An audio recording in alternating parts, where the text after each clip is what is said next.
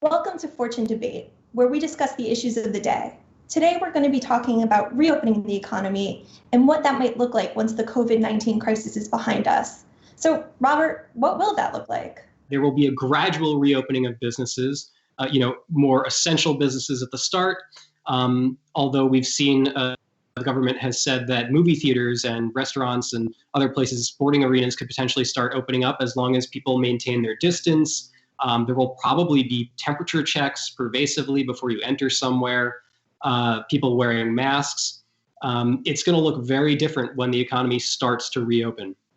Yeah, I think a lot of people think that, come May 15th or June 1st or whatever the date is, a switch will just be flipped. But that's not what it's going to look like, right? It's going to be essential businesses and expanding what is essential. It'll be this slow thing.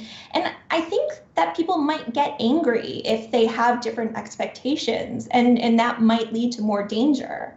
Absolutely. There is already boiling up resentment over the lockdowns that have happened. There are protests around the U.S. But the bottom line is that the economy can't reopen until we start seeing a decrease in some of the infection rate and the mortality rate.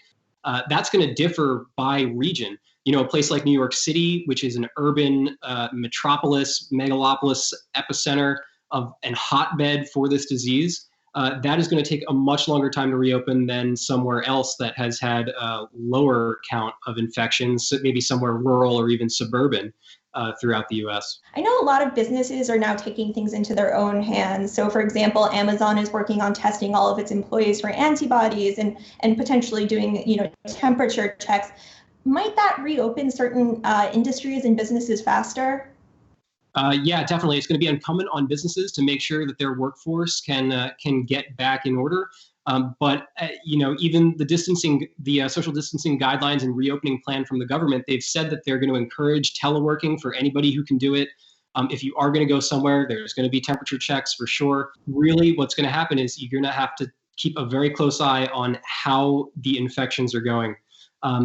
Singapore thought it was out of the woods, thought that it had this thing under control, but now it's flaring up again. And if that happens, it's going to be back to ground zero. Yeah, something I've been thinking about a lot is that even if things do reopen, even if there are concerts and restaurants, there might be this fear that continues, that reshapes the economy, where people are a little reluctant to go out and don't really, go to the same places they did before. Absolutely. I think that people are going to want to stay home. You're going to not even see the consumer demand. I mean, who wants to go see the next big Marvel movie at a movie theater when the person next to you could potentially be giving you this disease?